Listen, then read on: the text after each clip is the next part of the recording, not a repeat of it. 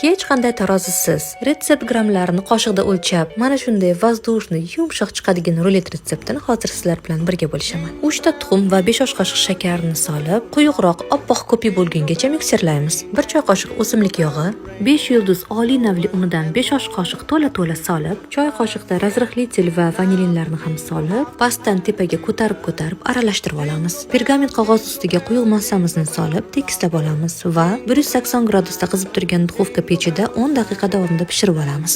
Duxovkadan chiqishi bilanoq issiqligida ruletga o'xshatib o'rab, sovutishga olib qo'yamiz. Endi esa birgalikda kremlarni tayyorlab olamiz. 1,5 piyola bozor qaymog'iga 1 piyoladan sal kamroq quyultirilgan sut solib, mikserda quyuq krem holatiga kelgungacha mikserlab olamiz. Bu orada sovishga ulgurib olgan ruletimizni ochib, oralariga kremlarni bir tekisda surib, yana o'rab rulet holatiga keltirib olamiz. Endi esa kremlarni ruletning ustiga ham bir tekisda surib, shirinligimiz Raffaello bilan birga bir o'xshab chiqishi uchun ustiga kokos qarindilarini sepib chiqamiz. Va xohlasangiz ustiga Raffaelloning o'zidan ham bezak sifatida foydalanishingiz mumkin. Retsept yoqqan bo'lsa menga obuna bo'lib, videoni saqlab qo'yishni unutmang. Chunki bundan obzorlar hali oldinda.